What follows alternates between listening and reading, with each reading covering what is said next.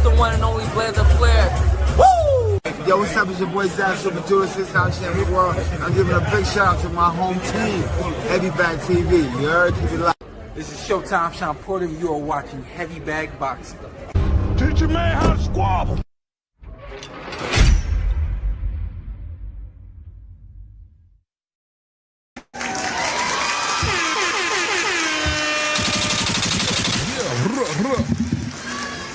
What up, YouTube? Big CEO Heavy Bag TV.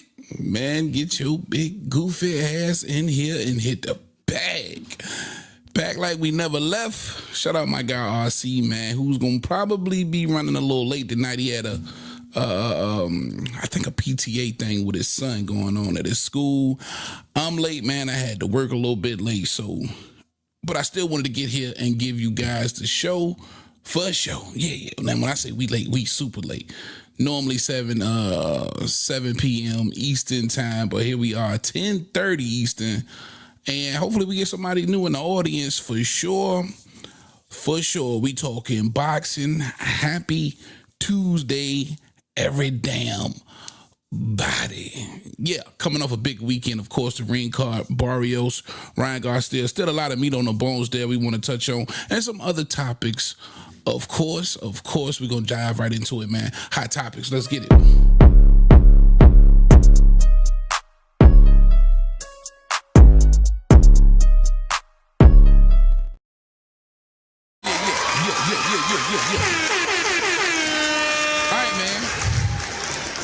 I wanted to talk. Hold up, first, let me go ahead and put this link in the chat, man, just in case somebody want to come hang out with me, man.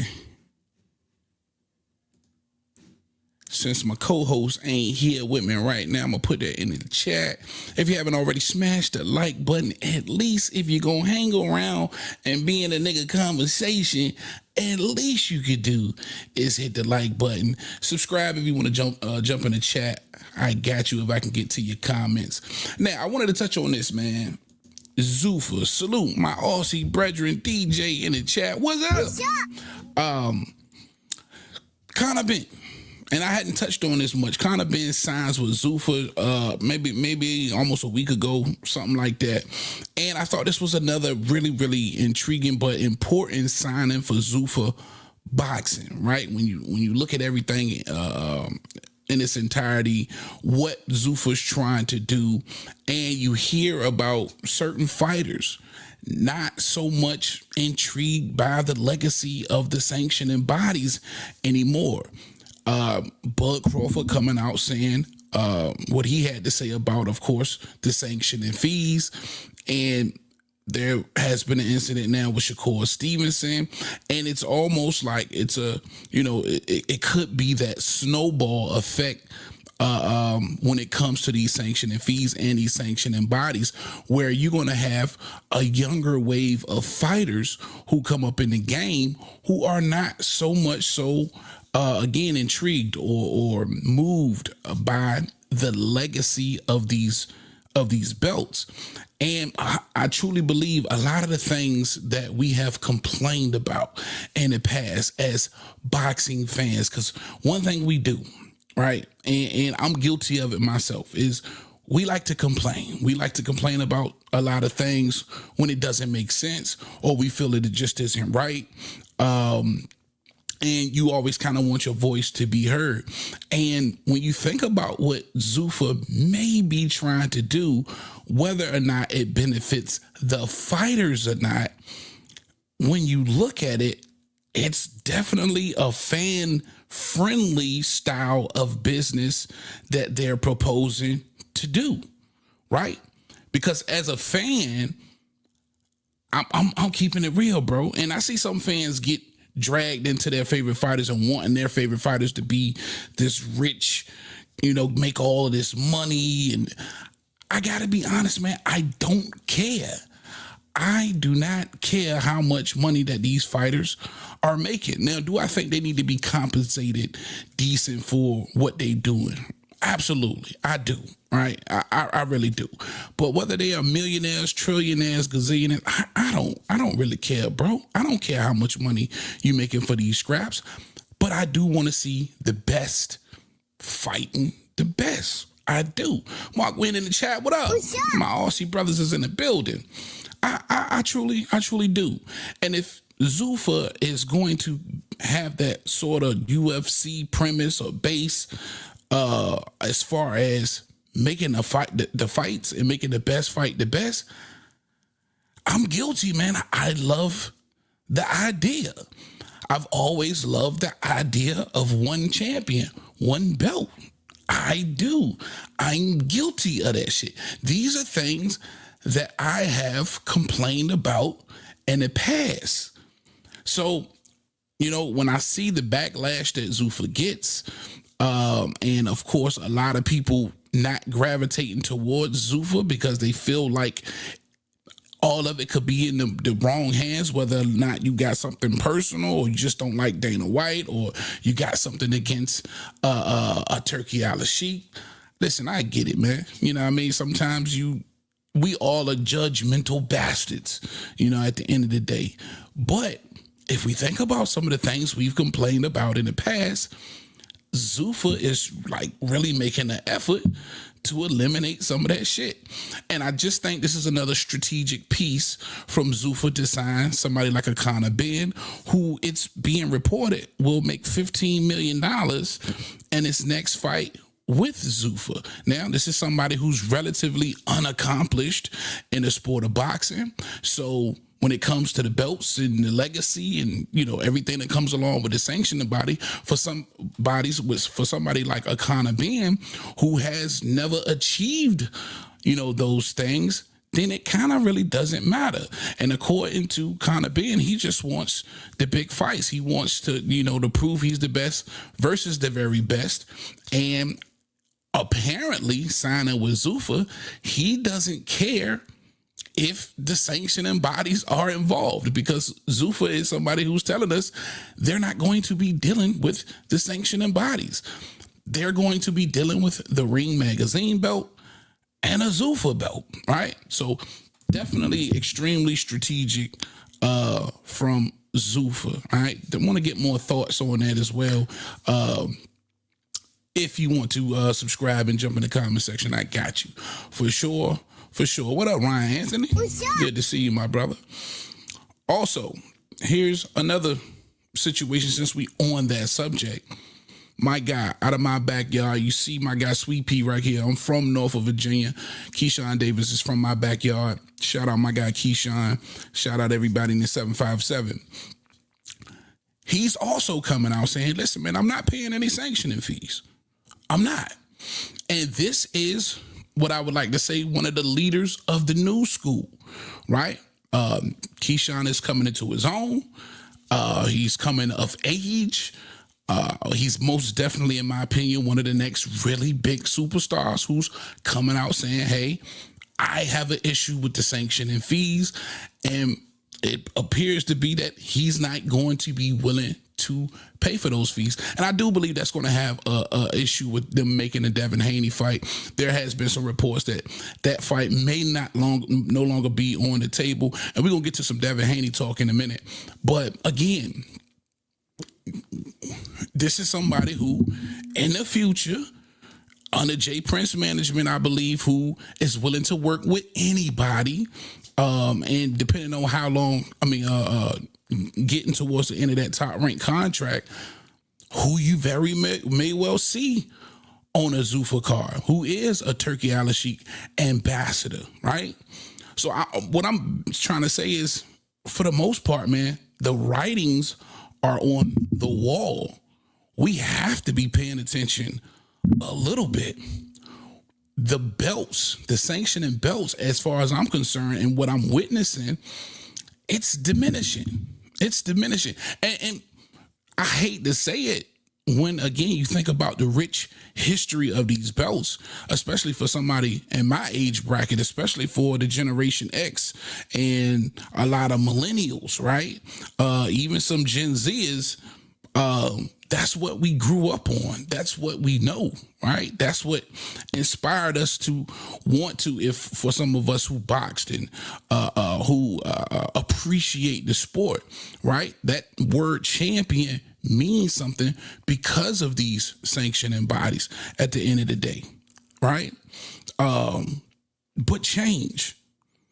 When you look around it, man, you look 10 years ago, 11 years ago, Floyd Mayweather, Manny Pacquiao broke all kind of records, like 420 or 4 million.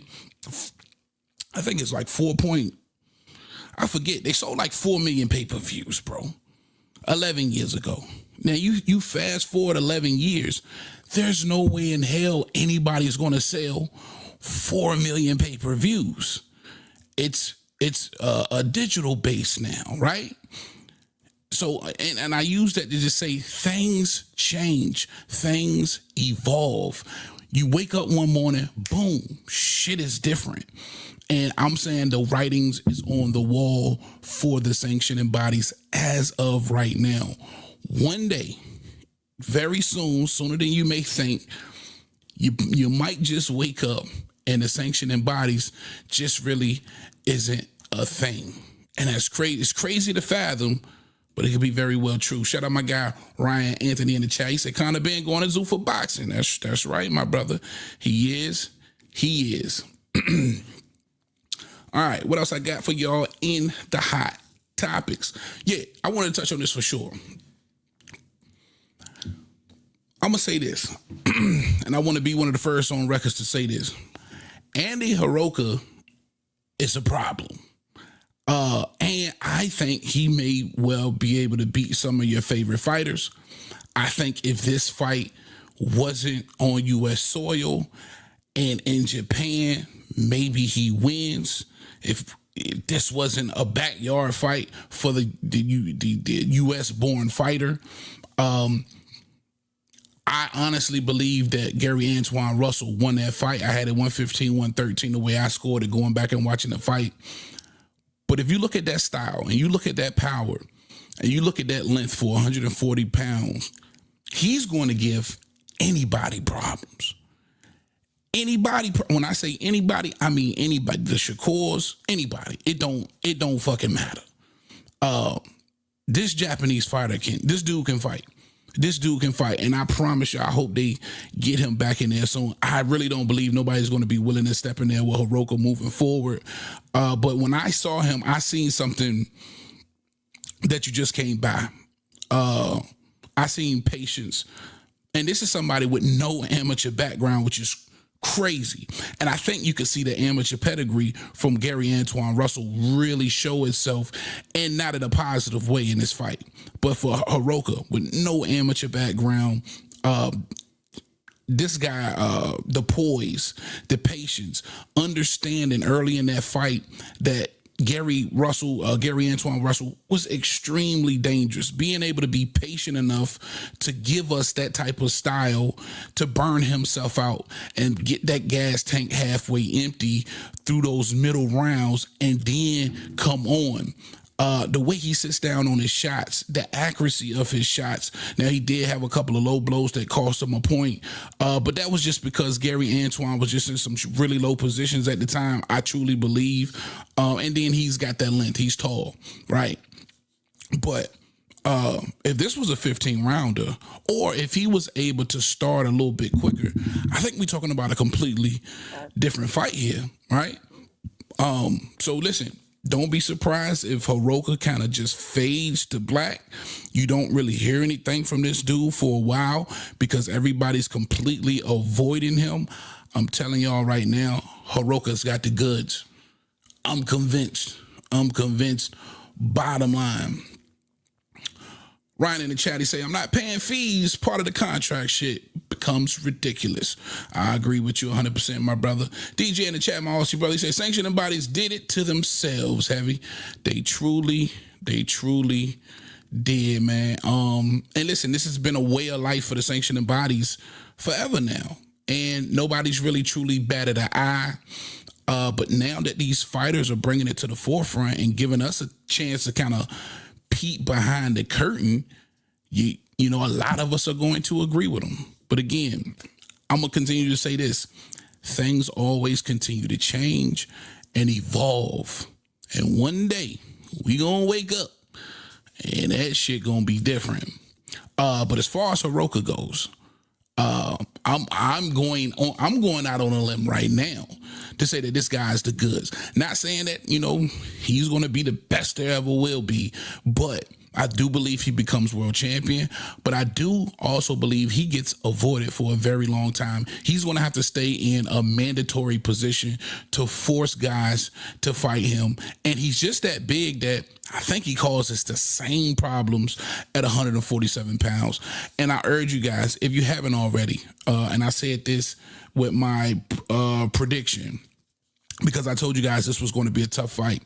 Do your homework on Andy Roca. Go and check some of those fights out. He's a chameleon with the styles. He had a really, really good game plan for Gary Antoine Russell. It just wasn't enough activity early on in the fight. But the dude is smart. The dude is big. He's strong. And that length is crazy. All right. Now, something just came across my feed that I definitely want to touch on.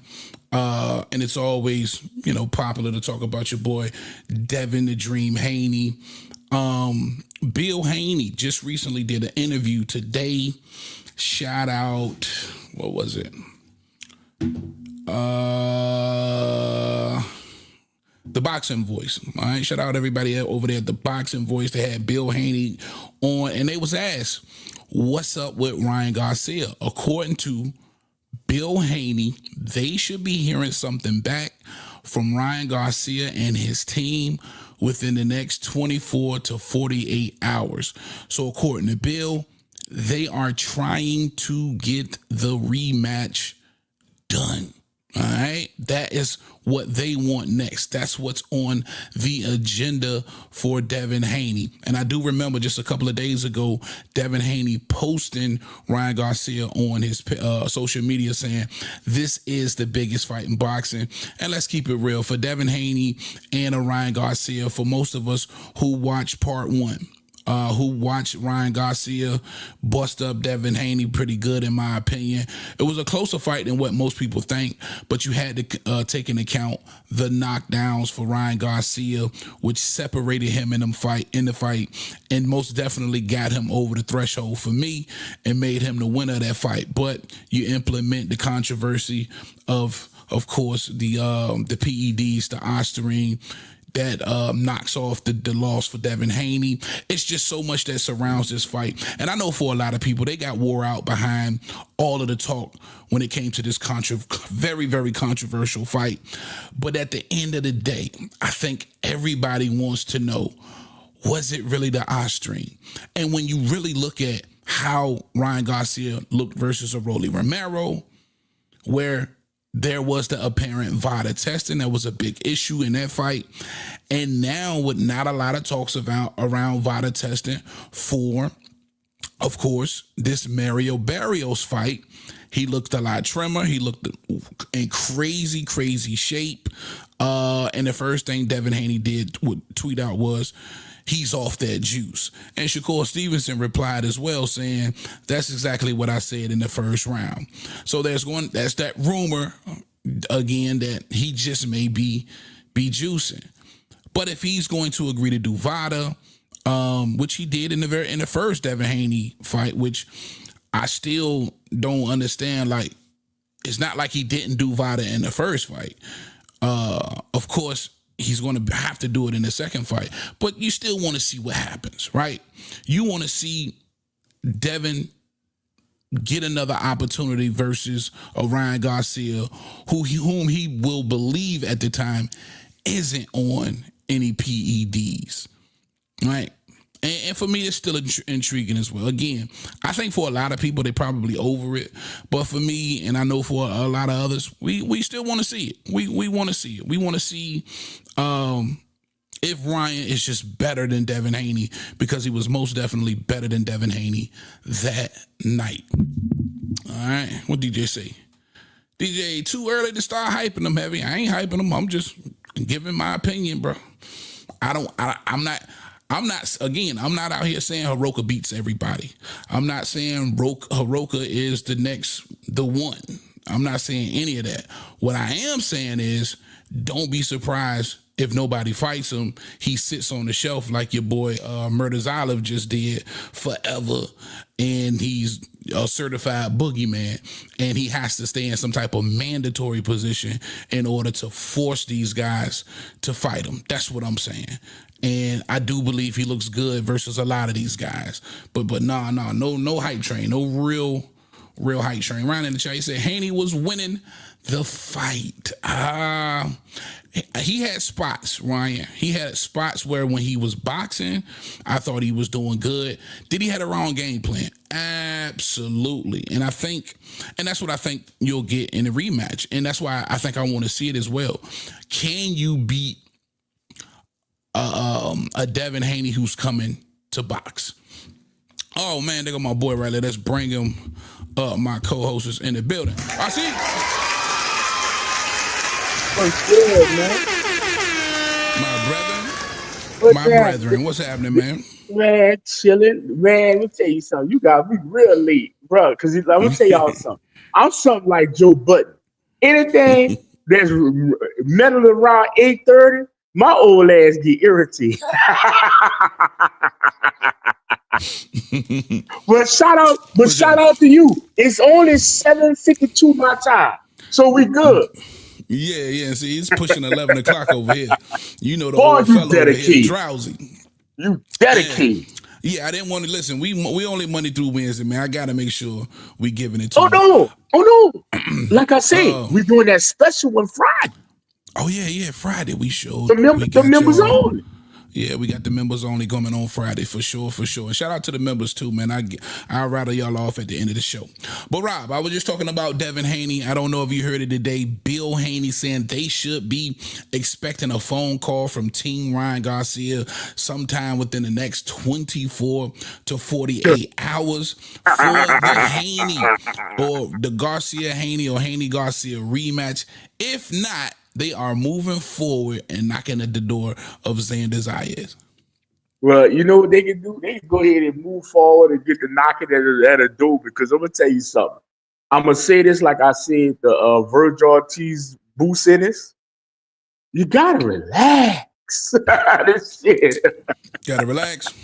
Got to relax, bro. Let me tell you something. It's almost laughable at this point.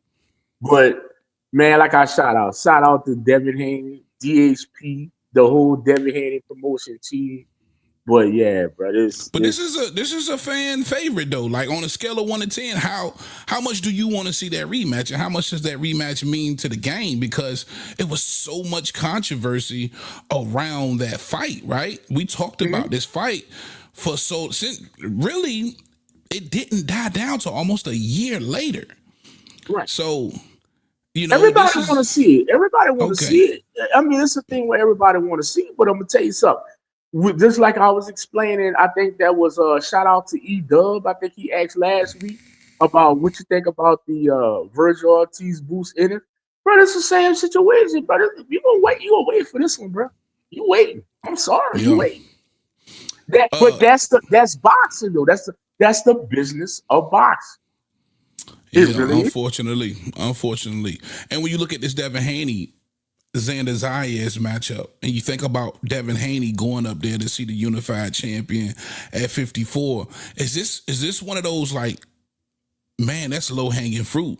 Xander's, when you look at 54, you don't believe Xander Zayas runs the gauntlet, right? You don't think Xander Zayas is the man at 154 pounds. I think a lot of people would probably feel like he's a Mario Barrios of 154. And not to say he's as weak as Mario Barrios, but he's one of the weaker champions. Would you say that's correct? And Devin could potentially be going after that low-hanging fruit? Guess what? I can tell you for a fact. And you ain't even got to come to the members only. That ain't happening. The snake already done put that out in the atmosphere. I don't know if it hit the internet and all that. Nah, that ain't happening, bro. The snake ain't selling Xander out like that. And the snake, everybody, he means Bob. Oh, yeah, Bob Aaron. Don't forget that, of course, Xander Zayas is top rank. Top rank. Nah, not at this point. Well, I'm just going off of what Bill Haney said today. Shout out Bill Haney. He was on the boxing voice. He said, listen, if we don't hear back from Ryan, we gonna set sights on Xander. Yeah, but he set sights on Xander. Xander ain't, bro. Xander got options, and I'm gonna tell you something else. Bob Aaron will use Xander Zayas as bargaining chips for other things that'll be more profitable for Top Rank. Meaning that he gonna stretch that out a little bit and make a little money off Xander. Bro, he just ain't giving Xander up like that. No, not right now. Not that thing. And if that did happen, you would have to think Devin Haney is going to be the favorite in that fight, right? Oh, of course. But I like when I'm jumping in at a good time. You coming in as Xander Zayas, and you did something that kind of struck a nerve in me, bro. I ain't lying. Shout out to you. You kind of waking me up now. You said Xander Zayas is not the man at 154, right? That's what you just said, right? Well, no. I'm saying, well, yeah, I am saying that. Low hanging fruit. I don't believe nobody believes Xander Zayas is the man at an extremely packed division like 54. No. Okay, well, let me ask you a question. Okay. And this is your opinion. And this is good for a topic, and everybody can get on there. And I know Tio's gonna open it up a little later. Who you feel like is the man at 154? Your opinion. No, it's nobody. It's been too much competition. Nobody. The man can I get 54 can I get a favorite out of you? A favorite to be the man? Yeah. If I'm being completely honest, bro, I'm gonna probably say my favorite to eventually be the guy at 54. I'm gonna say Boots. Okay, I like that. Yeah. I mean, but I totally agree with you, and I'm with you 100% because this is my opinion, and please stop me whatever you want to stop me because, like I said, I'm here as a casual, and I'm bringing a casual point of view, right? Yeah. I believe everybody at 154 is unimproved. Every single person. There's nobody at 154 that stands up and says, I'm the man. There's nobody at 154 with a resume. There's nobody at 154. Please stop me. The best resume at 54, in my opinion, belongs to Virgil Ortiz. Shit. Oh, you fucked up. Now watch this. Name me 3 fighters at 154 that you say the best resume that make you go, wow, god damn, that is good. I'll wait. I'm waiting. And I'm gonna count them for you. I ain't got to. I just told you that. You say you got the best resume. I said give me 3 of them off his great resume. Off of, I could give you 2. Just at 154. Just his fights at 154. At 54, all you can go off is Madrimov and hell. Borchak. I know you fucking lie. But Borchak? Borchak? Hold on. When they say he lost 54. Huh? But a lot of people say he lost that fight. Shit, I thought he lost that fight. I'm just giving you names off the resume. That's all. That's what you asked. But hold up. Borchak did get his ass whooped up and down. They been fucking suicidal. His motherfucking ass. That win didn't age well. Madrimov win didn't age well. Madrimov just was in lockdown Vegas on January fucking 15th. There was 2 tough opponents on the resume, brother. That's all and guess saying. What? That's a goddamn shame. If them was tough opponents. That's a goddamn my point to where I'm saying there isn't one guy that stands out as the man at 54. And I agree with you. Like I said, I agree with you. But what I'm saying is, and this is the narrative that I can help kill. I'm tired of people saying Virgil Ortiz's resume is the best resume in the 154 division. That is a goddamn lie, and y'all know y'all lying. Y'all know that's not the best resume, bro. Because I'm gonna tell you something. You got the Towering Inferno about to motherfucking fight Keith Thurman. Keith Thurman got a better is a better name than Virgil and Boots put together fighting at 154. What? That he ain't on his resume yet. Watch this. You can't count it if it ain't happened yet, bro. Okay. Fuck Keith Thurman then. Cause I believe, the 2 wins over Tim Tszyu it's better than the rest of the bands that the fucking Virgin. Nah. Yeah. So you trying to say Tim Tszyu can't be more, Chuck? You talking about wins that's aging well. Come on now. I'm just saying, bro, that's crazy. That's you just saying and I'm just saying. Yeah. We both saying that ain't no motherfucking man at 54. I'm trying to figure out where's the argument here. What are we arguing about? No, it's not no argument. I had jumped off that point and jumped on the point that I keep getting thrown that people throwing it at me. Not just you, T.O., not just you. These people are watching. Well, I see y'all can get the check or take the link when it's time. I'm tired of y'all telling me about how good Virgil Ortiz's resume is. I'm not saying that. All I'm saying is if I had to pick one guy who has had a couple of real good wins on his resume at 54, you mean struggles? I liked it, the Virgil, because listen, when he fought Maidana, it was coming off the Bud fight where people still felt like the effort of Madrimov versus Bud was valiant. So it was like, oh shit, let me see what Ortiz can do with Madrimov.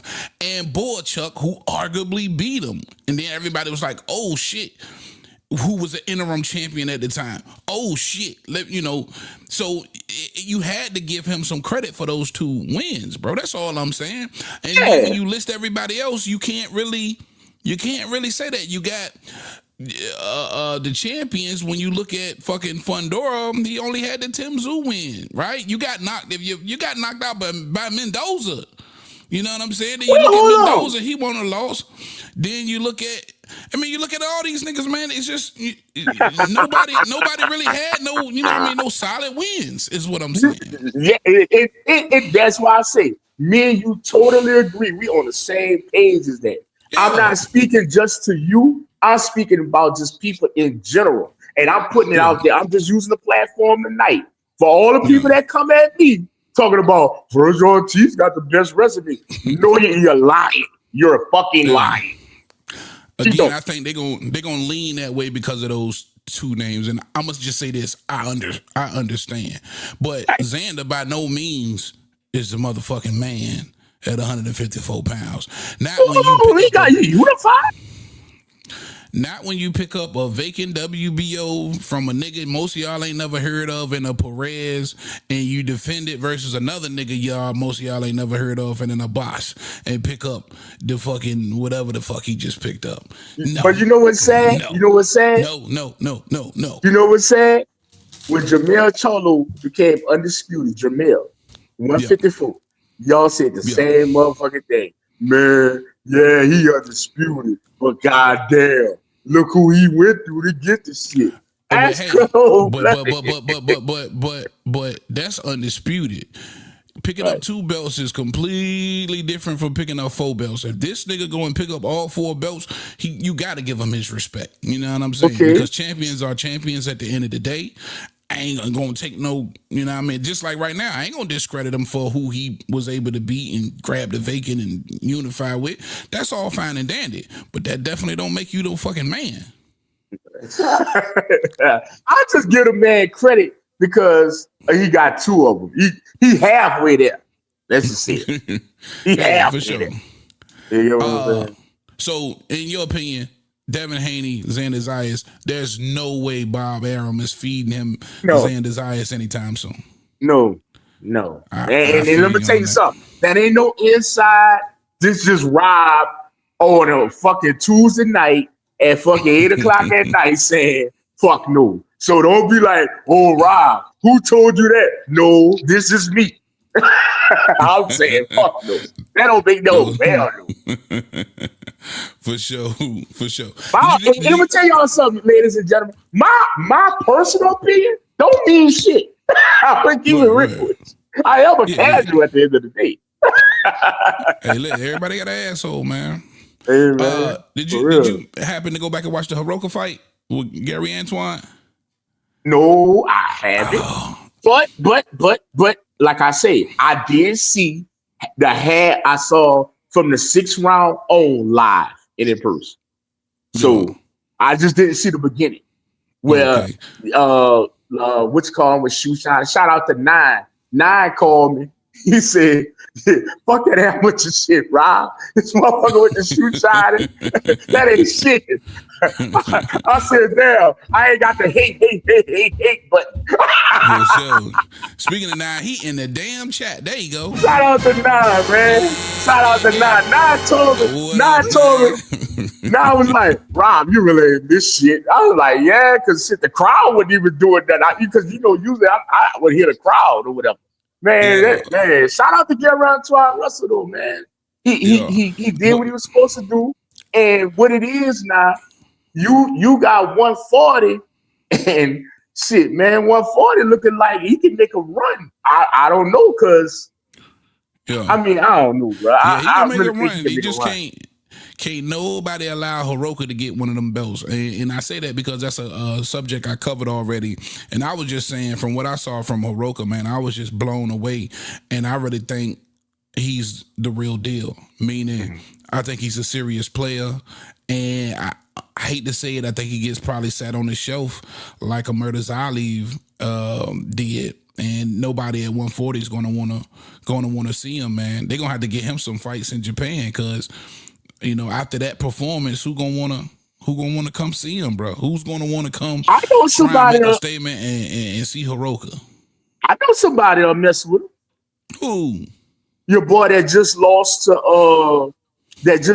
your boy from Canada. I mean, not Canada, Lord, from England, You from Puerto Rico. Subriel Matias. Yes, he'll fight him, He'll do Subriel so bad, bro. bro. I'm telling you, he'll fight him. Bro. Yeah. I think he will fight him. But Right. he gonna do Subriel so bad, bro. Hiroka would destroy Matias, bro. But you I'm gotta just look at saying. something. That boy there to get hit though. Hiroka would take some shots. Because like I said, the second half of the part, Hiroka did look good. But Gary Antoine Russell did lay a little leather on him as well. You know what I'm saying? It ain't like he just, ran away with the shit in the championship rounds. You get what I'm saying? Yeah. He was able to strategically apply some pressure early on, and then he landed some decent shots later. Right. For sure. And again, I thought the right man won that fight. I had it 115, 113. It was closer than what I thought. It was closer than what those scorecards, what the judges had it. But somebody like Matias, in my opinion, is food for Hiroka, man. All But I'm I'm gonna say saying this is too. they better not let that boy get no. They better not let that boy get no belt. Go ahead. I'm gonna say this too, man. Everybody trying to think about who Gary Antoine Russell need to fight next. He might need to run that back with Puyo. Huh? I ain't mad at that. Get your get back, because you got Hitchens, who you beat 4 times in the amateurs.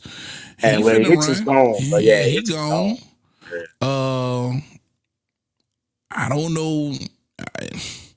He already said that he basically said that he ain't big enough to see Shakur yet.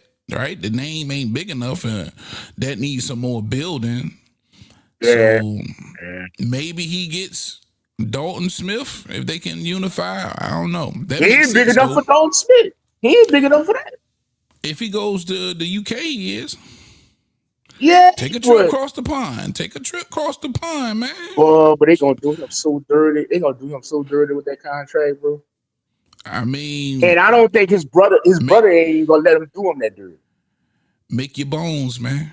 Make your bones, man. Devin Haney had to do it. You know what I mean? Go make your bones, man. You feel me? But yeah, Xander Zayas for Devin Haney. Again, according to Bill Haney, if they can't get the Ryan Garcia fight, which again they supposed to be hearing back from Ryan Garcia's camp within the next 24 to 48 hours. Xander See right Zayas there, let me know that's bullshit. Right there, talking about it's gonna take 24 to 48 hours to hear back. Lets me know that's bullshit. Well, he's saying that's what their team said. Yeah, that lets me know that's bullshit. That shit And of don't work like course, that.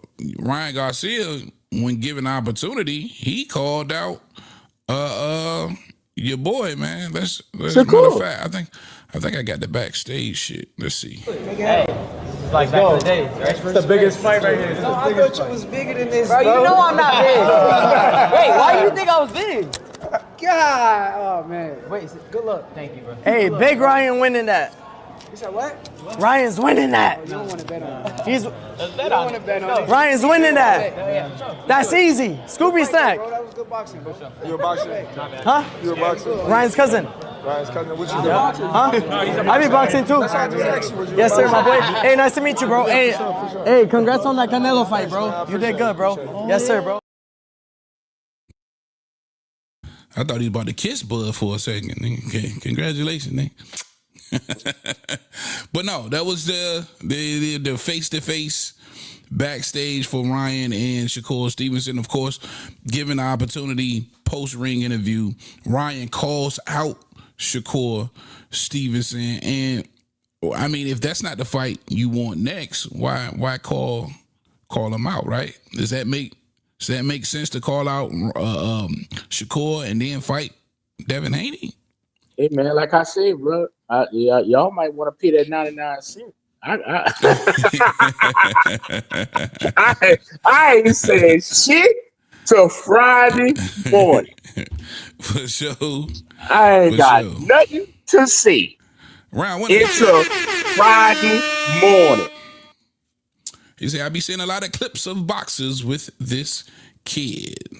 I don't know who he's talking about. But Maybe talking about Ryan Garcia's cousin. I'm gonna say this too, man. Hey, and I'm gonna touch on it one more time, and we're gonna finish going through the show.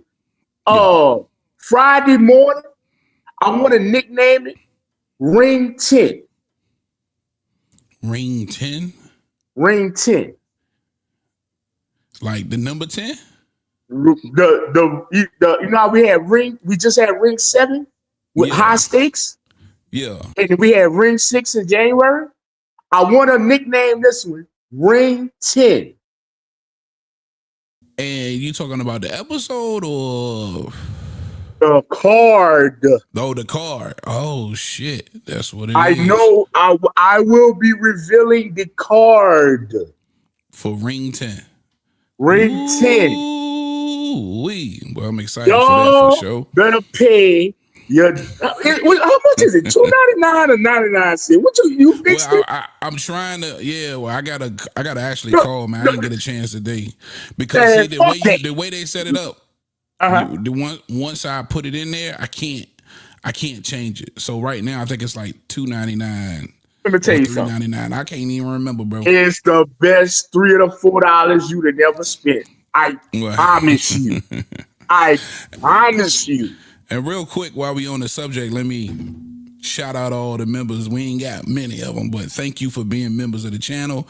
We got new members, Punch Talk, and of course, Jab Queen, Tyrese Celestine, Mike Polo King Jackson. I'm gonna make another prediction. What's that? After we do that Ring 10 members only Friday, yeah, Jab Queen gonna have 2 weeks of content. Oh man, that's what it is. 2 weeks. What it is. Shout out all the members, man. Appreciate you. Thank you. Shout out to Jab Queen. For sure. All right, man. Let's keep the show rolling. We going to the main event, man. Let's motherfucking do it. Let's get ready to rumble.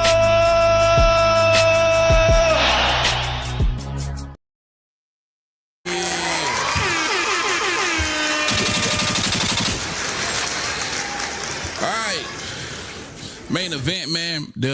I had to revisit the main event of this past weekend. Ryan Garcia, Mario Barrios, and I have been seeing all the praises in the world for Ryan Garcia, and it's just sickening me, man. Anyway, maybe it's hate. Oh man, hey.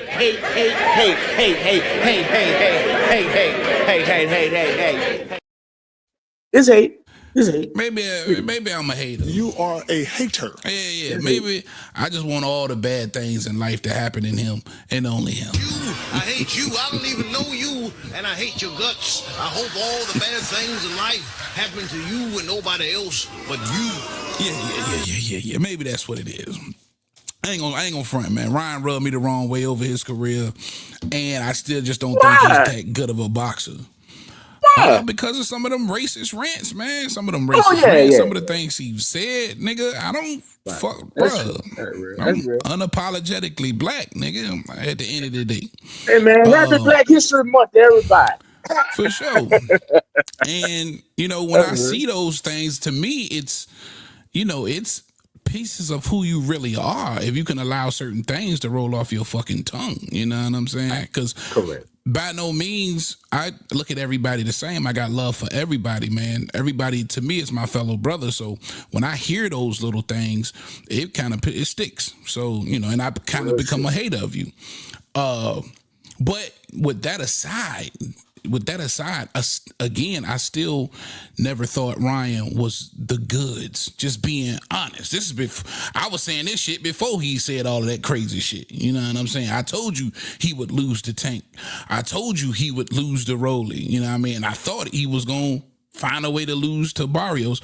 But seeing the praises that he's getting, I'm seeing everybody talking about, how fast he was and how sharp he was and how he used the right hand. And we not looking at the fact that Mario Barrios got in there and did absolutely, positively nothing. If anything, you want to go in there and mimic the style that beat Ryan Garcia. You didn't even do that. So my question is, are we giving Ryan Garcia just too much damn credit? I see. Does he deserve all of this good old talk he getting? This nigga is going to the In-N-Out Burger with the belt. He's setting the WBC belt here and there. Nigga, that shit was gifted. What you mean? Nah, don't do that, man. Now, like I said, I'm not no Ryan Garcia fan either. But the man still had, even though he was training in his living room, even though he documented the whole training camp. You get what I'm saying? Bro, I ain't gonna do that man there, bro. You gotta give that man credit for getting in there and performing and executing his plan against Mario Barrios. And I'm gonna tell you something else. And people are not looking at this, they're kind of looking over this. Ryan said it before the fight. He's like, I know what Goosen is teaching him. I know what Goosen is doing. I know how Goosen trains. This gonna be easy. Yeah. A lot of people not taking that into effect, bro. Yeah. That's a great point, Ozzy. That's a great point. So nah, man, I'm not gonna take that away from that dude. Like I said, I'm not no biggest Ryan Garcia fan either, or nothing like that, bro. I'm just keeping it real, man. Hey, the man got through the ropes. He executed the plan. He did punch the man did fall. You hear what I'm saying? And the man executed his plan. And whether you like it or not, the man really kind of boxed. Mm-hmm. See what I'm saying? Now, you pick and choose when you want to have this mentality, right? I know when you like a fighter, because if I tell you that's what happened with Lubin and Ramos, it's a different fucking story. What you mean Lubin and Ramos? Hold up. Wait, no. Lubin lost.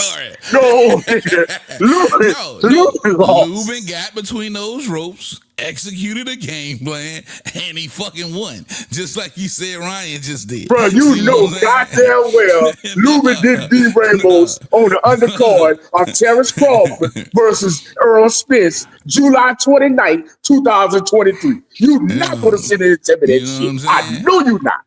You know what I mean? Virgil did the same thing with Borcha. He got in between those ropes. Nah, if you want to argue about some fucking Frank Martin and shit like that, you go ahead. Okay?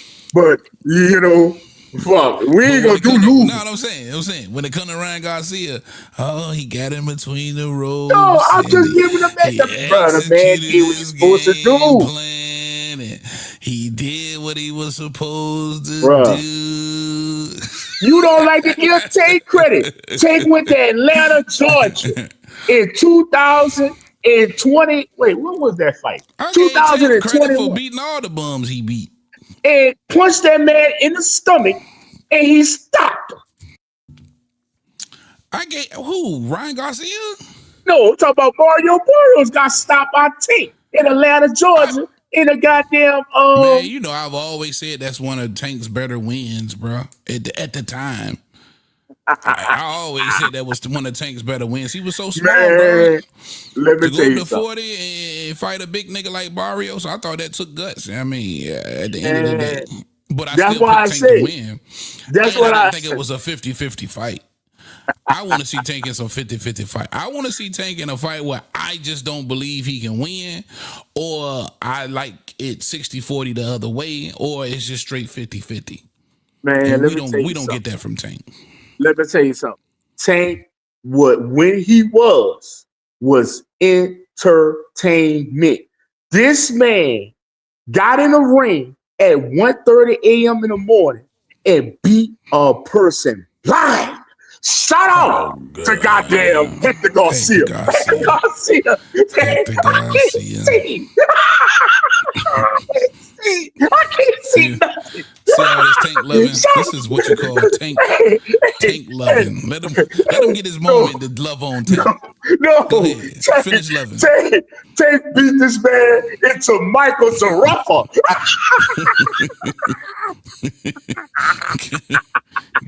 Finish loving on I can't Tank, see man. nothing. Finish loving on Tank, man. I'm gonna let you finish No, loving man. on him. But no, we're gonna get on Tank. Tank retired. Tank's retired. You get what I'm saying? Yeah, we just reminiscing with the good old days. You get what I'm saying? God. But we got this I the feel Ryan you. Garcia era right now. It's the Ryan Garcia era. Now, I don't like it. I don't like it. Damn, I don't like Ryan Garcia era. Oh, let me tell you something. When you tune in on Friday, you gonna be like, God damn, it must be the Ryan Garcia era. Come on, goddamn. But now that Ryan Garcia is a champion at 147 pounds, so who's all up there? Then? So you got Josh Kelly, you got Devin Haney, you got Ryan Garcia, and you got Rolly Romero. Oh my God. Yes. Welterweight division, man. That's No. nasty. Because think about this. Nasty work. You see how 47 right now. You see how BH is saying, "Oh, the fans asking for it. We're waiting 24 hours." Let me tell you something. If Ryan Garcia get back in that ring against Devin Haney, what are you gonna say Monday at 4 p.m. Pacific time and motherfucking 7 p.m. Eastern Standard Time? Chill. I don't give a fuck. We got to go on at midnight. I want to see what you're gonna say when Ryan is unified. Against who? If you fight Devin Haney again. There's no way he beats Devin Haney again because you're not going to get the same Devin. If you get a boxing Devin Haney who's not in there trying to knock Ryan out, Ryan loses. I'm telling you. I'm just saying. I'm just going with if. I'm joking right now. Really, I'm just joking. If, bro, what are you going to say? What are you going to do with yourself? I ain't gonna do nothing, man. First of all, I'm gonna give him some credit. If you go in there and you beat Devin Haney, if Ryan Garcia beats Devin Haney straight up again, I'm giving him credit, right? At the end of the day, I'm always put all of the bullshit aside and give guys credit what credit is it deserved. You know what I mean? Well, why you can't give him credit against Mario? I am giving him credit versus Mario. I'm just saying I think he's getting too much fucking credit. You know what I'm saying? Yeah, anybody who can climb in between those ropes and beat a champion, you deserve some credit for sure. But these praises that's getting seen for Ryan is crazy work. You right, DJ. It is Crocker, not Kelly. Kelly is 154. That's 54. Yeah. All right, man. We definitely want to hear from y'all. We're gonna move along with the show. Let's get to it.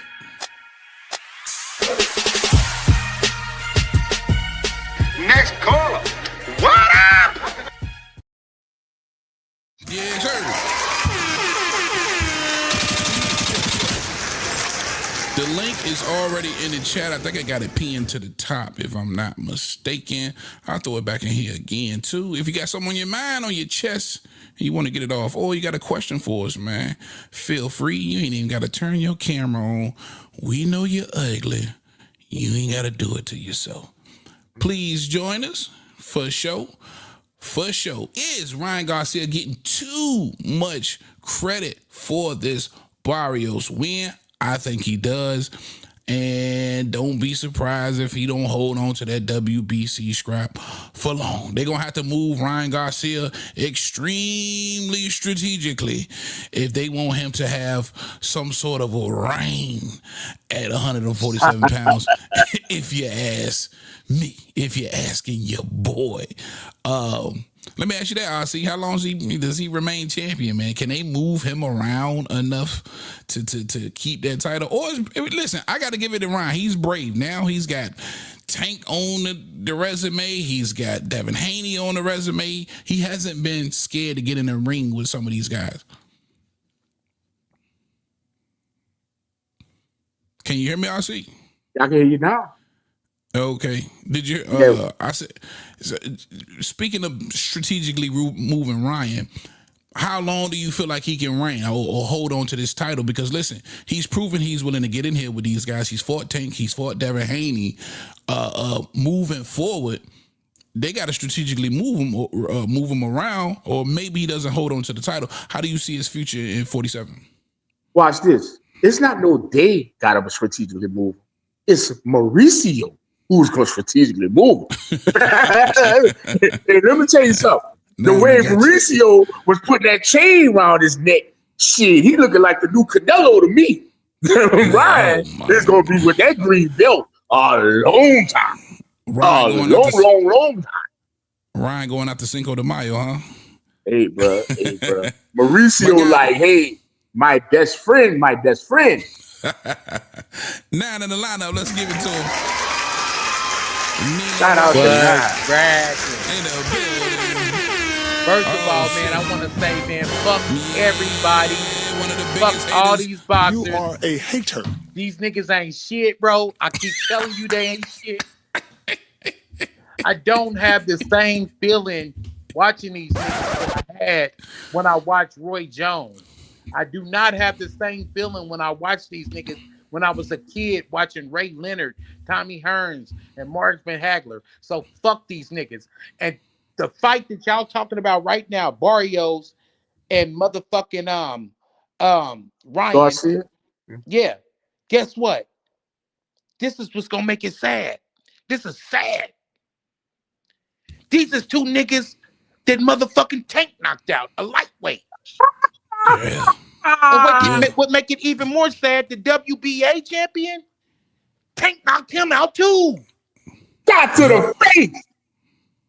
My bad, he retired. He's retired. But still though, bro, don't y'all see, like, this shit is, these dudes, they can be befuddled by one thing. Ryan fuck around and rule. If he keep his mind right, he'll rule the roost for a long time. Because you done already seen how motherfuckers is befuddled with power. Tank showed you that. And guess what? Barrios was befuddled by speed. Y'all don't want to listen to 9. But I keep calling. May I add? I feel like Barrios could have been befuddled by any goddamn thing. But the speed is what threw him off. It wasn't nothing but the speed. It was the hand. He was tentative. See, Barrio trash, man. Fellas. Oh, come on, bro. You know how I always use the term, a fighter can get handcuffed? Yeah. Y'all have heard me say that. Well, it's 2 ways that you can handcuff a fighter. Power and speed. You can handcuff him with power, or you can handcuff him with speed. You've seen Roy Jones in his prime handcuff fighters with both. Y'all got to start listening to a motherfucker. The nigga that's been boxing since he was 8 years old. The nigga that's been coaching fighters.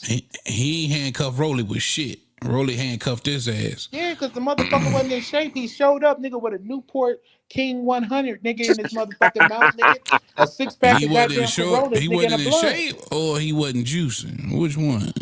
Man, he showed up with a... Hold on now. Now you sound like the hater, man. I am. Hey, but did he pop? Did he pop? We don't know yet. We gotta see. Did he pop for Rolly? We talking about Rolly. Did he pop for Rolly? Did he pop for Rolly? Nah, Now do we know? You know what I'm saying? He ain't popped but once. Yeah, the one he lost, he ain't popped. The one he won, he popped. Exactly. So, but it ain't like this motherfucker so special. Come on, man. Y'all gotta, bruh.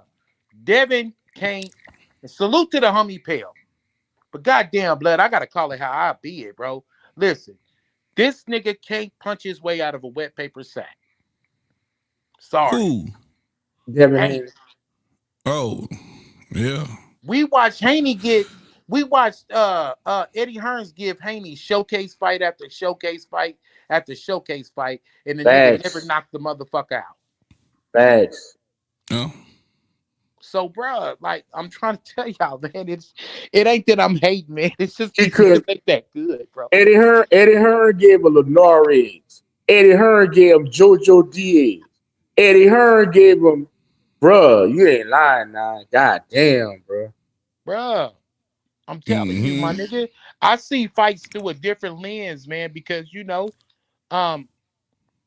I ain't even gonna just throw my credentials out there, but I just put it like this. I see it through a different lens. And these guys are good, but they're glorified amateurs. What you seen from Gary Antoine Russell, by the way, guess what you seen? You seen another Olympian who never hardly got fights, like a Boo Boo Andrade. You seen a Boo Boo Andrade performance. Mm-hmm. Andy Cruz. You got motherfuckers that's going solid for 4 or 5 rounds. How many rounds is an amateur fight, fellas? 3. Exactly. Same thing with Andy Cruz. Andy Cruz was doing good to the later round. Well, while I got you though, Dad, what's your thoughts on Hiroka, man? He good, but he ain't nothing to write home about either. Okay. Because this nigga was befuddled in the first 5 rounds. Right. This nigga didn't know what the fuck to do in the first 5 rounds. That's how Gary Antoine won the fight. Because he shut out the 5 rounds. He only had to come back and win 2. That's it. Yeah, that's how I saw it, for sure. You feel me? So he's not, bro, these guys are, listen, T.O., I'm going to tell you this as a brother. Rob, I'm going to tell you this as a brother. Because I fuck with y'all niggas off this internet shit. When we was kids, what did we do? We was outside. And I love what you said yesterday, Rob. Nigga, I'm not an insider, nigga. I'm outside. Mm-hmm. Well, guess what? Blood, we was at the basketball court when we was kids. We was at the baseball diamond. You know what I'm saying? We was playing Smith and Queer at the park, bro, throwing the football and shit like that. These kids is in the house playing 2K. Yeah. We built different. Real tough. Yeah. Bro, we are in the No Child Left Behind era where the dumb nigga who done failed 15 times never got failed. What? That's why these niggas is running around with this fucking ski mask on their motherfucking head like they gangsters, nigga. Bro, you're walking around with a football helmet on your head, blood. You're dumb. Right. You're goofy as fuck. Well, let me ask you, who stands out now for you? Like when you look at the young cats and you see this next wave of fighters, anybody kind of give you the chills? Like, oh yeah, I like that. You know what I'm saying? Like, I'm so glad who you putting a little bit of stock in right now? No motherfucking body. That's why Mayweather and Pacquiao come back. You sound like one of them grumpy ass old men. Nah, I'm speaking it from the heart though. Yeah. Well, no. Check this out. Like you don't like nobody, man. Like check nobody. Check this out. I like Usyk. Okay. Well, you know what? Real quick, let me turn that question on you, T.O. Who you like, for T.O.? the young fighters? Oh, no, man, just yeah. Keyshawn. Yeah, for the young cats. Of course, Keyshawn. I like Abdullah. I like Schofield Jr. I like Hiroka. Schofield Jr. Yeah, I know you fucking lying. I like him. You must be fucking tired. I I'm just keeping it real. I like the kid. Oh, I like him. fucking I like God. him. Because Theo, bro, don't make I me keep get in saying, this motherfucking car and drive all the way to the liquor store and Oh sold nah, my, my don't drink my yourself. brother that God. Don't got drink it. yourself to death. I'm just saying, y'all asking me who I like, that's who I like. I like these little young niggas, man. I like it's a few more of them that I like, nigga. Shit. Can I double down on the question, bro? What's that? Do you have the same feeling when you watch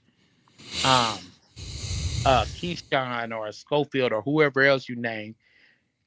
The first time you seen them, do you have the same feeling that you had when you seen a Roy Jones for the first time, or a Pernell Whitaker for the first time, or a Oscar for the first time? Well, Do you have the same feeling? That's a yes or no, bro. Yep. well, I got to give it context. I'm gonna say no, but I got to give it Exactly. context. That's it. But it's a difference though. I was an extremely impressionable kid, and these guys were already, for the most part, established champions and shit when I was starting to pay attention. You know what I'm saying? Like, I didn't follow the bums he beat to get where he was at. You know what I mean? When I heard of Roy Jones, he was the guy. When I heard of I've been watching Pernell, boxing he was a the long guy. time. I've been watching a long time. What year did you really start watching boxing? And who was the first fighter? I'm 42, man. I want to say I really started paying attention when I was about 16, 17. Mm. Know what I mean? Roy went to the Olympics in 88. So that was like 98, 99. I really started paying attention. You know what I mean? That whole Oscar, Tito, that era coming in. Yeah. 98, 90. You know what I mean? That's Oscar Tito. And Tito, man, matter of fact, Tito beat Winky Wright. Yeah. You missing a name, man, that was lit back then, man, but he didn't pan out. Another Olympian that was lit but didn't pan out. Remember David Reed with the crooked eye? Yeah. But the dead motherfucking eye. Yeah. But yeah. So, you know what I mean? That's what was going on. Roy was already established. You know what I'm saying? Roy popped out heavy 96, 97. Like, he was superstar Roy when I started paying attention. You know what I mean? So, yeah, man. Yeah. And so and that's why I say I give it context, because I'm looking at I watched Keyshawn's very first pro fight. I watched Abdullah Mason's very first pro fight. I watched Schofield's very first pro fight. I followed these guys from the beginning. I've been a part of the journey with these guys. You know what I'm saying? So it's different. Kamel Moten, who I like Kamel as well. You started watching boxing. It's one particular fighter that I can ask. I know that you was around from the time limit that you was able to see his first fights and see him build or whatever. Miguel Cotto. Absolutely. Do you have the same feeling watching these guys as you did of Miguel Cotto? Man, Miguel was that nigga, bro. Keyshawn that? Yeah, Keyshawn that nigga to me. Yeah, Keyshawn that nigga. But see, I'm grown now, though. I was impressionable back then, bro. That's what I'm saying. I think the age now, it's different. You know what I mean? I'm older now. I'm experienced with this shit. I know what to look for. Back then, I didn't really know the politics of boxing. So when I couple everything together, it's a different. Yeah, you're right. It's a different feeling. But because as a kid, everything was a little bit more amplified now, to where I take a different approach. You know what I mean? I don't know if you get what I'm saying, but because I'm older now and been around this shit long enough, none of this shit feels the same to me. No, it's almost impossible. As far as your boy Key, the nigga done already missed weight a couple of times. He didn't already He didn't put himself out there and said he had mental issues. And don't forget, Blood Pop 32. You feel me? Yep. So this is a short 14 fight career. So I'm not willing to put up the house. But see, for me, I'm the type nigga, I think about all of the real shit that didn't happen with some of these fighters.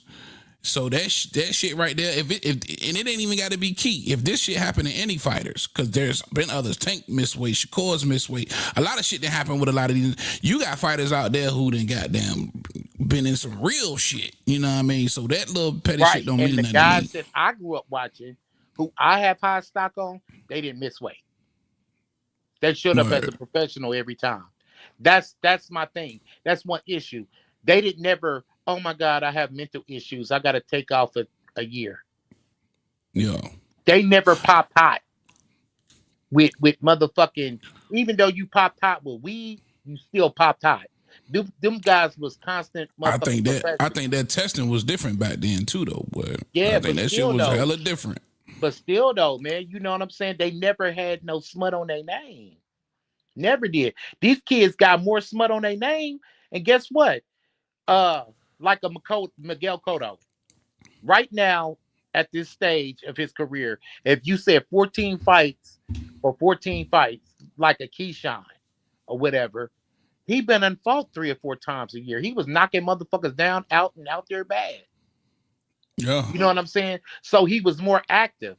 And the more active you are, the more experience you got. was extremely active up until last year, bro.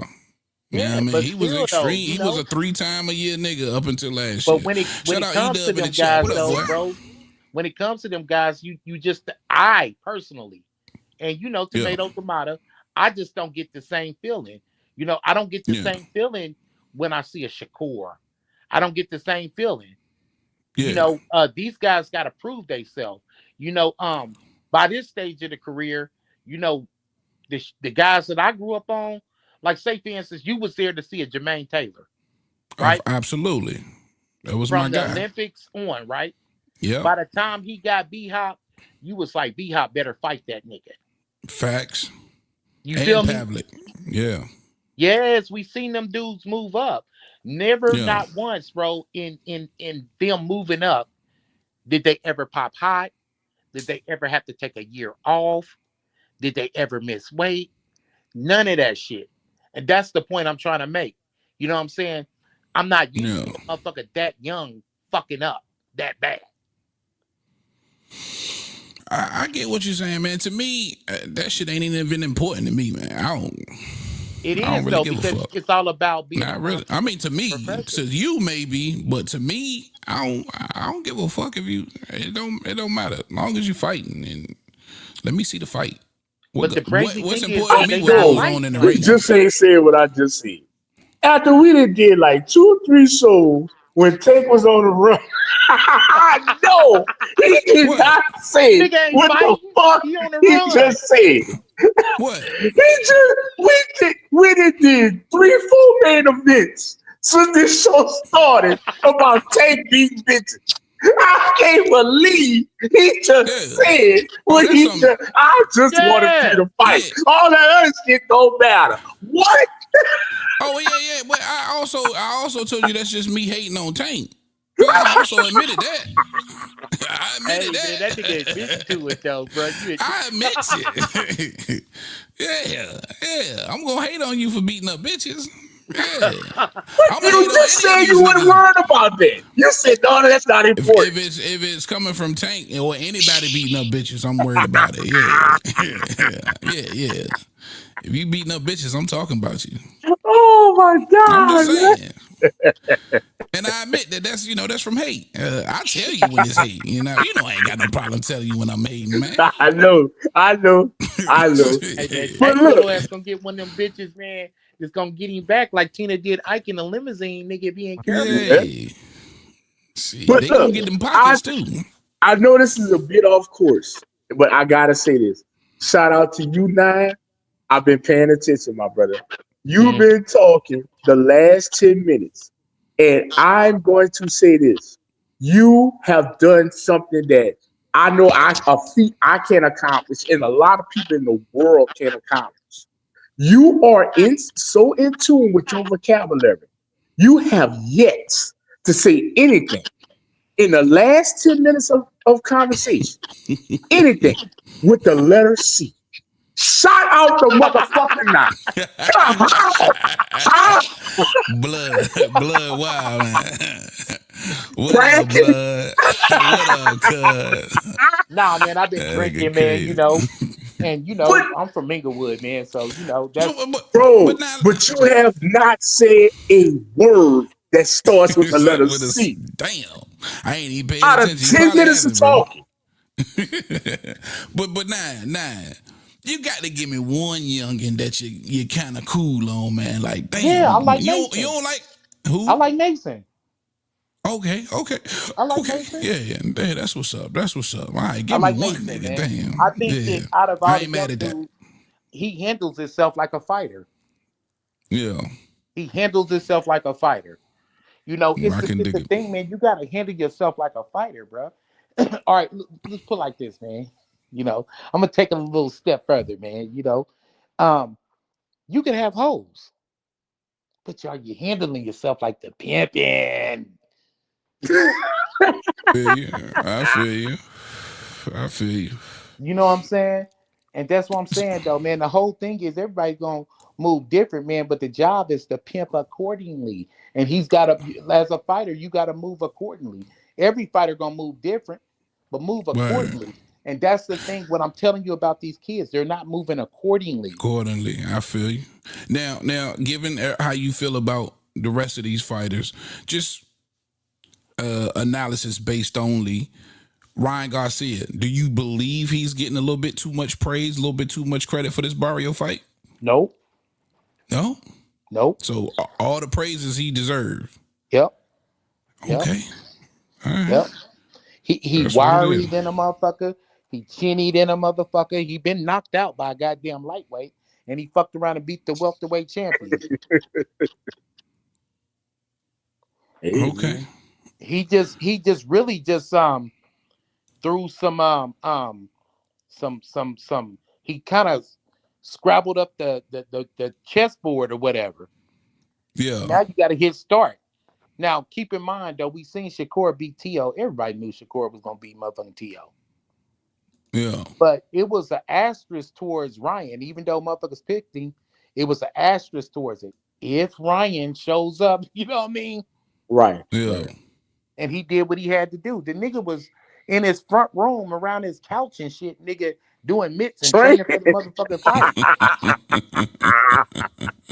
And you For know what sure. though? And that goes to show you how sorry these motherfuckers is. This nigga, bro, I'm trying to tell you, Barrios got knocked out by a lightweight. He came off of 2 straight draws, and the one on the Jake Paul undercard where he got dropped a couple of times. I really thought he lost that motherfucker. That was Ramos. That was He Ramos. fought Pacquiao. Yeah, Ramos. He fought Pacquiao. Goddamn, this old nigga almost beat the shit out of him. It was like a young nigga trapped in a cell with an OG, nigga. You know what I'm saying? Yeah. Bruh, like, For sure. he was trash, Hold man. up, now. Hey, you saying all that and me thinking he was supposed to lose. Shit. God damn. Nah, while I got you now, I want to ask you one more question, man, because I just I love your insight on certain things.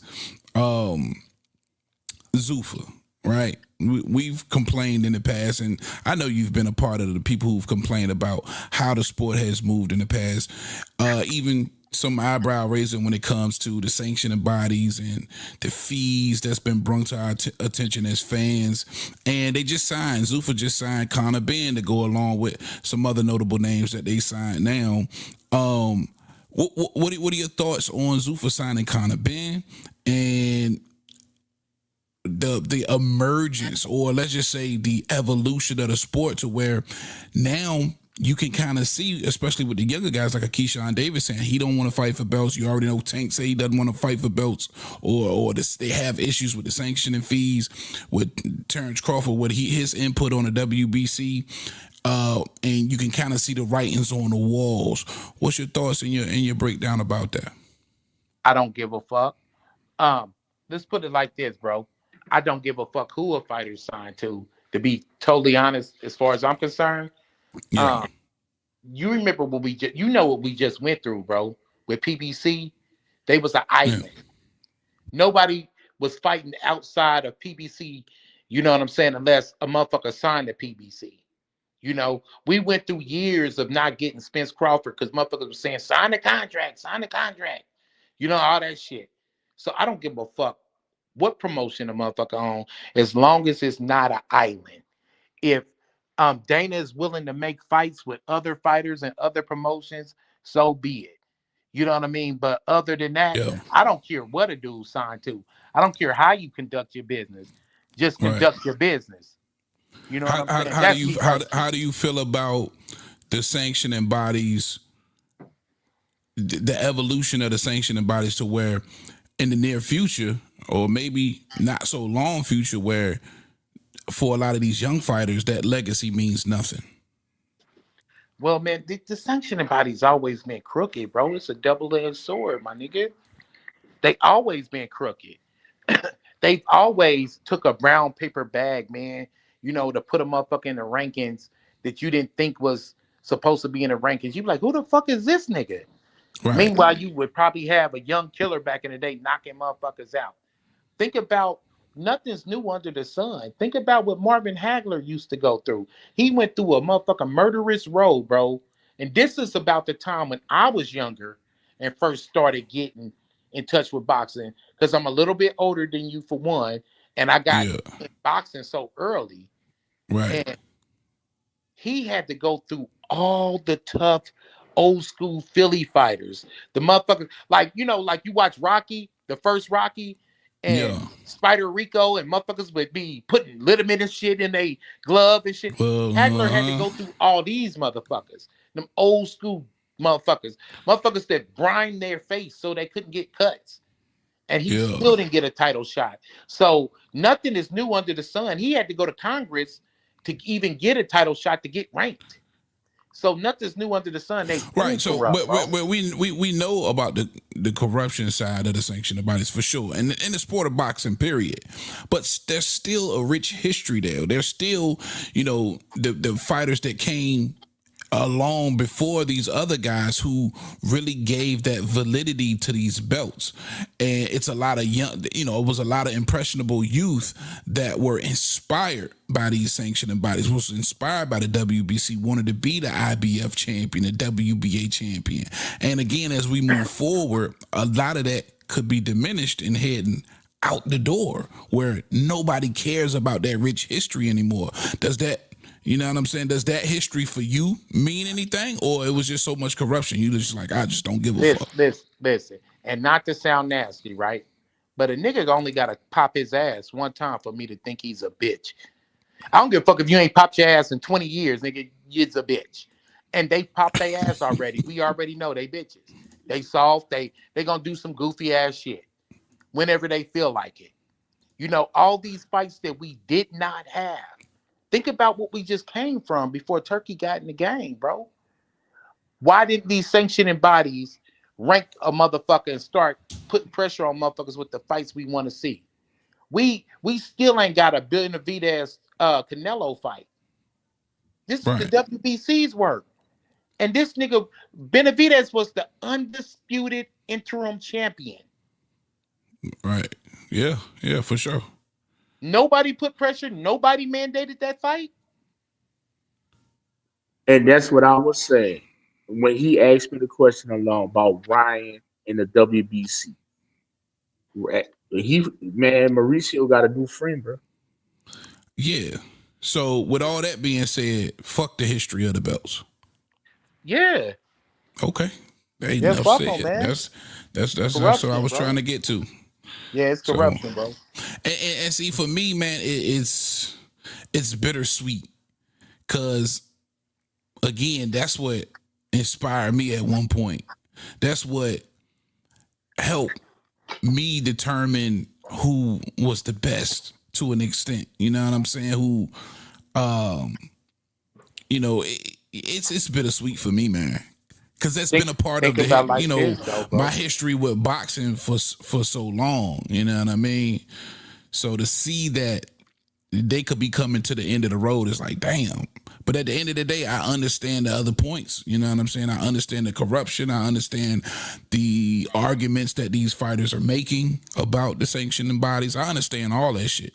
But I guess, again, because it's been around so long, and when you're young as a kid, and that's why any type of trauma you go through as a kid, anything that happens to you as a kid, it sticks with you for the rest of your life for the most part because you're so impressionable at that time, and I think that's what makes it bittersweet for me. But you know what's crazy, bro? Think about it. This is recent times, so you can't say this is back in the past. You know, Usyk didn't have the undisputed for 10 seconds. Shit wasn't even lukewarm around his shoulders, and they stripped Yeah, him. same thing for Bud. Same thing Same for thing for Shakur. Bud. Yeah, bro. Yeah. So I'm saying the corruption's always been there and it's still there. I'm just saying when I was a kid and I really started paying attention to the sport, you know, these belts meant so much to me then. I was like, oh shit, you know, world champion this and world champion that, not knowing the politics, not knowing the corruption, not knowing, not knowing what was under the hood, but just as a kid, because for most of us as a kid, we just I didn't can know. appreciate Mauricio, bro. You know what I mean? You know why? Because he's. Hold up, we lost you there. Nine. Audio. Mike is unmuted it. Okay, there you go. Yeah. I can respect Mauricio to a certain extent because he's man enough to say, hey man, the nigga didn't pay. Yeah. He's man enough to say it's all about the bread. You know what I'm saying? A lot of these motherfuckers dicking around, well, bylaw and this, that, and the third, man, fuck all that. You know? Yeah, I feel you. You know? I feel you, man. The business of boxing is too tough to navigate around it. And then here's your happiest moment, and it's turned into a sad moment because these motherfuckers are trying to tax me. Yeah. You know? That's exactly what Shakur just went through. Win a pass, get a trophy. Phone breaking. Yeah, he didn't broke up. You didn't hit a bad spot. Nah. He didn't hit a bad spot. But that's all right though, man. We're gonna go ahead and move on, man, because I'm about to wrap this thing up, man. Great conversation. I can hear his car door too. Great conversation tonight, man. Nine, I want to thank you for joining us, bro. It's always Real a pleasure, shit, my brother. E-Dub in the chat, he said, I heard Conor with Zuffa for one fight deal. I don't know how true that is. But it's one fight. That's right, E-Dub. It's one fight. Okay. One fight or 3 fights? You with Zuffa right now, nigga. One I'm saying 1 fight or 3 fights or 20 fights. Nigga, you with Zuffa right now. You know what I mean? At the end of the day. E-Dub. They got something behind it. I'm gonna be talking about that on Friday, E-Dub. Members only on Friday, my guy, E-Dub. Hit me on the jaunt too, E-Dub, man. Is you gonna join the team or what, man? We gotta get that E-Dub show going. All right, Nine, my brother, I appreciate you for sure. Thanks everybody for hanging out with us tonight. I know we was mad late, but it looked like we picked up some new people in the audience. Shout out to everybody who came through. Everybody in the chat, man, smash that like button. Subscribe to the channel if you haven't already. And members only. Shout out to about 8 to 10 members we got right now. But members only, we got a special show for y'all Friday. We got you. I see you. Take us home, baby. Hey, man, like I said, man, shout out to the new subs. But your new subs gonna have to forgive me. I don't have much energy. Don't get used to seeing us at this time. Because it ain't gonna happen. But anyway, but no, man, for real. All jokes aside, man, thank y'all for joining in, man. We definitely coming back tomorrow. But like I said, man, I'm about to shut it down on my goddamn self. For sure. E-Dub, quick question, real quick. Go ahead, E-Dub. I'm waiting on you, brother. We waiting on you, E-Dub. Last question. Man, E-Dub, I'm about to break all this goddamn Zuffa and kind of being. And I gotta say this, y'all. It's not gonna be no long show, no. About 15, 20 minutes. I'm gonna get it off and let everybody know what's going on. And like I said, man, y'all. What time you want to do it Friday, bro? Man, let's get it over early, man. Let's do Friday morning. You know, we got family and all type of shit going on. Friday morning. Man, we get that shit over. All right, man. It ain't gonna be long, but like 15, 20 minutes. That's what I'm saying. I'm in the morning time, real bad for me. You know, I'll be up and down the road. What's the best? What'll be a good time? We can make that announcement. Right? Early afternoon is cool. Okay. Okay. Yeah, What's early. about, like 3 o'clock your time? I typically come back to the crib 1, 2 o'clock if I can, but typically perfect. I be home. All right, so perfect. that'll be about 10, 11 for you. If you got 2 o'clock, that'll be 11 o'clock for me. Yeah. Yeah, we're gonna knock that out. E-Dub wants to know who's the top 4 welterweights, in my opinion. Well, I mean, you want to say all of the welterweight champions, but the top 4 welterweights. Who you like, Rob? I like Devin Haney as number 1. I like number 2. I'm going to go with man, they got so much going to welterweight. Because like I said, Keyshawn coming to welterweight. Hitchens coming to welterweight. It's a lot coming though, E-Dub. You know what, E-Dub? Can you ask us that question about another month? No, they got a lot coming though, bro. There's a lot of people coming to welterweight. I mean, right now, of course, you want to say Brian Norman, you want to say Devin Haney, you want to say, the people like that. You get what I'm saying? But notice I didn't say Ryan Garcia. Yeah. I noticed that. Yeah, I'm not. I can't. I'm like you, bro. I mean, shit. Barrios said put up no fight, bro. Let's keep it real. He did. Yeah, Brian Norman for sure. Brian Norman, you gotta let Devin. Shout out my nigga Rolly, man. I like Rolly, man. I still think Rolly a problem for one of these niggas if he catch him. I'm not sold on Conor Ben. People don't say Conor Ben, but I don't want to put Conor Ben in top 4. I don't. It's hard, man. Yo, can I keep it a bean with you, E-Dub? Welterweight division trash, nigga. It's weak. He right, man. We gotta wait till some of these other niggas come over. Yeah, and Shakur coming. You gotta throw Shakur in. Giasoff a welterweight, right? Giasoff and you got niggas. Alex Roach is a welterweight. Centillion is a welterweight. Fucking Tiger Johnson a welterweight. I like Tiger. I think Paro moved up to welterweight now too. Jaro is a welterweight. Yeah. I mean, it's but they got so much coming up there. Yeah, man. Yeah. We'll give it some time, man, because, once Keyshawn get there, nigga, it's over with. It's over with. All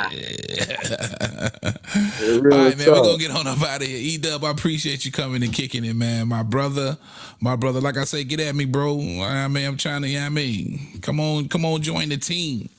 All right, man, for all 38 of y'all between Twitter and Facebook, Twitter and YouTube, I appreciate you. Smash the like button. Least you could do. I don't, like, y'all niggas been hanging out. Most of y'all been hanging out here all the whole fucking time, and you ain't hitting the like button. That shit crazy. I don't understand it. But I appreciate you anyway for viewing and being a part of the conversation. For those that jumped in the chat, subscribe if you haven't already. I'm Big T.O. That's my guy, RC. Rob out of Vegas. We are out of here. Peace.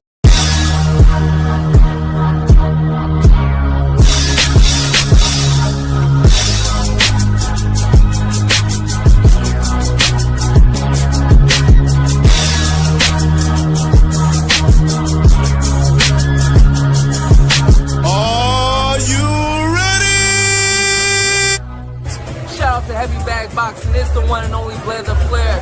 Woo! Yo, what's up? It's your boy Zach, Super Judah, 6-time champion world. I'm giving a big shout out to my home team, Heavy Bag TV. You heard? Keep it live. This is Showtime Sean Porter, and you are watching Heavy Bag Boxing. Teach your man how to squabble.